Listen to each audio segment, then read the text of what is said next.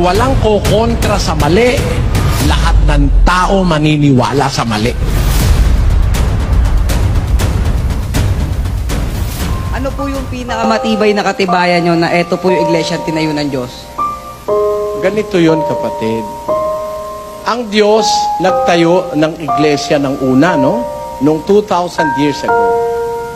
Ngayon, sa ating panahon, nakatayo na yun eh. Ang gagawin natin, aanid na lang tayo ron. Hindi tayo magtatayo. We will associate ourselves with them. Mag-affiliate tayo sa kanila. Pakinggan mo ha, sa 3:6 ng Efeso. Na ang mga hintil ay mga tagapagmana. Ang hintil, tayo yon. Lahat ng bansang labas ng Israel, tinatawag sa Biblia na Gentiles o hintil. Ang sabi, kasama tayong Pilipino dahil hindi tayo Israelite. Kasi yung unang relihiyon sa Israel na pundar yun eh. Ngayon, sa labas ng Israel, ang tawag hintil.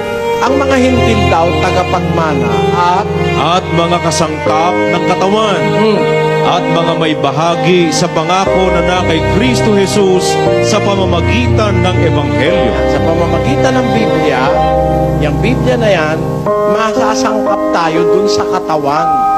Yung katawan, yun yung iglesia eh. Colossus 1:18. At siya ang ulo ng katawan sa makatwid bagay ng iglesia. Ang iglesia, yun ang katawan. Tayong mga hintil, sasangkap tayo dun sa katawan.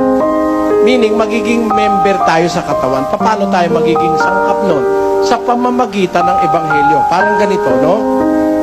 Sabi ng mga Kristiyano nung una, nasa Biblia, huwag kang papatay.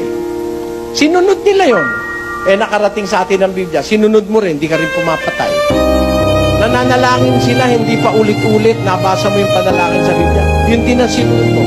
Lahat ng nabasa mo, sinulat ng mga unang Kristiyano, yun ang sinunod mo. Nagkakaroon ka ng kaugnayan sa kanila.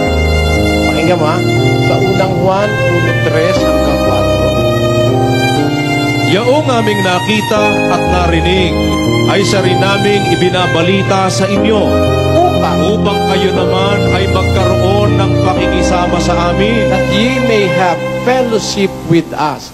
Yung nakita namin, yung narinig namin, yung aral, ang ibig sabihin ng mga apostol, ibinabalita namin sa inyo para kayo magkaroon ng pakikipagkaisa sa amin. Anong ginawa nila para magawa natin yon? Sa 4. At ang mga bagay na ito ay aming isinusulat. Ayun, yung mga narinig nilang aral, sinulat nila. Kaya pagka yun ngayon ay tinanggap mo, nagkakaroon ka ng fellowship with the apostles and fellowship with the Son and the Father.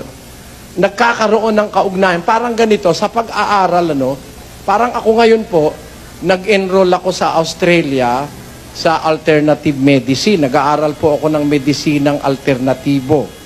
Na pagka mayroong kang sakit, huwag kang iinom ng mga kung ano-anong gamot. May alternative, may acupuncture, may acupressure. Parang kagabi, malat na malat ako, naglagay ako ng bintosa. At nyo, marami akong bintosa dito sa naglagay ako kagabi. Naalis yung malat ko.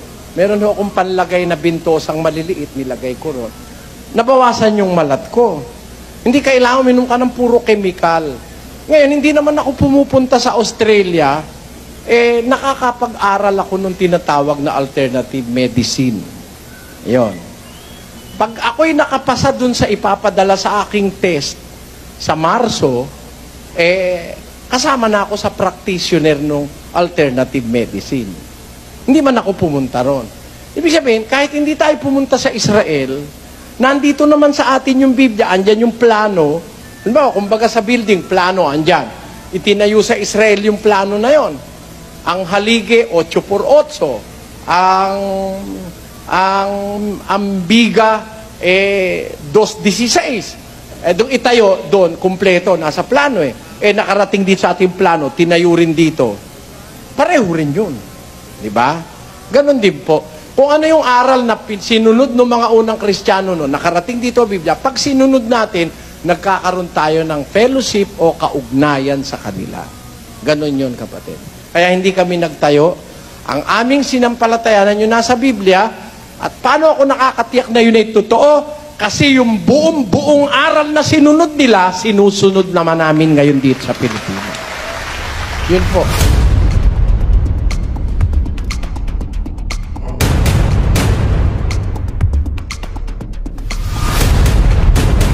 walang kokontra sa mali.